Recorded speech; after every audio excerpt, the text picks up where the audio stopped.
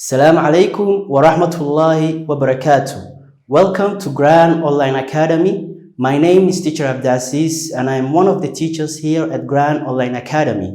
Today I have a very useful lesson for you, a lesson about medical English vocabulary. So we were going to learn terms that are used in medical situations. But before I start the lesson, make sure that you give us a like and also share the video to your family and your friends. And I would also like to inform that here in Grand Online Academy, we provide online courses such as English, Arabic, and also pharmacology. So if you are interested in either one of them, make sure that you contact us and we'll be giving you the rightful information. Thank you. Let's get straight to the lesson. So maanta casharkeenu waxa weeyaan medical English vocabulary. Terms or words that are used in medical situations or in medical centers, inshallah. So I have placed the words and highlighted, and I've placed them in examples, inshallah. The first word is ache, and most of the time the people saying I had a backache, or maybe I have a stomach ache, or maybe I have a headache. Marka ache it's a pain that won't go away, or a continuous pain, and that is very unpleasant. حنون غير العادي. For example, I couldn't sleep last night because I had a knee ache. I couldn't sleep last night because I had a knee ache. He couldn't sleep because knee ache. That's why he couldn't sleep. Knee wa ache no حنونك. He had a knee ache. The second word is emergency. Emergency. Make sure that you pronounce it correctly. It's not emergency, it's emergency. Emergency is a situation, or it's a serious situation where you require immediate action or immediate response. That's what emergency. For example, it's important that children know which number to dial in case of an emergency. So, in most of the countries, they have emergency numbers. For example, some countries have 911, other countries will have 119. It depends where you are. So, emergency, for example, it's important that children know which number to dial. So the child should know which number to dial. Number for that country. For example, 911 when so that they could face an emergency situation, inshallah. The third word is sprain. Sprain.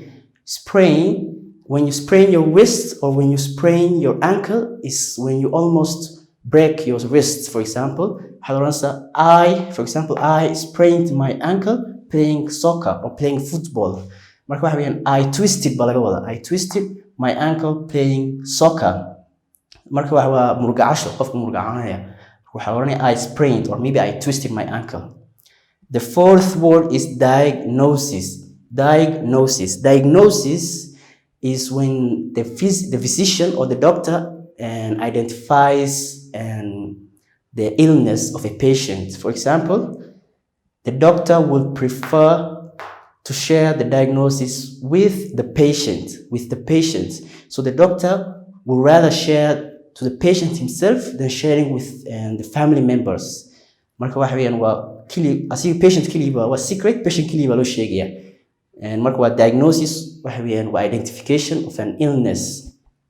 Number 5, inpatient. Inpatient is a person that gets treatment in hospital. Opposite outpatient, where he gets treated outside of a hospital. Example, she spent her 18th birthday there as an inpatient.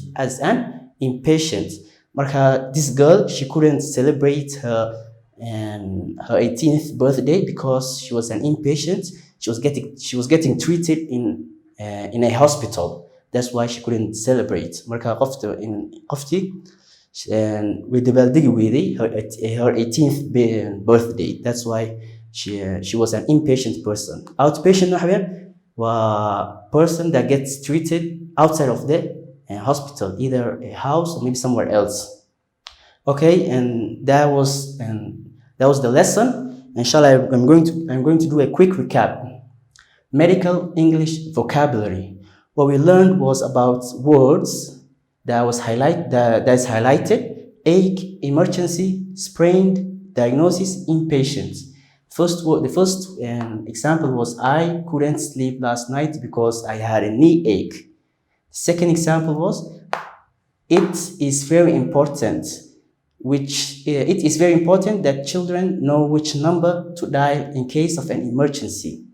The third example, I sprained or I twisted my ankle playing soccer. The fourth, the doctor would prefer to share the diagnosis with the patient. The fifth, she spent her 18th birthday there as an inpatient. She was hospitalized. Okay, that will be the end of the lesson. And inshallah, if you find this video very useful, make sure that you give us a like. And I would also like, inshallah, to inform again that there are online classes going on here at Grand Online Academy, English, Arabic, and Pharmacology. So if you're interested in either one of them, make sure that you contact us. Thank you. See you next time. Assalamu alaikum wa rahmatullahi wa barakatuh.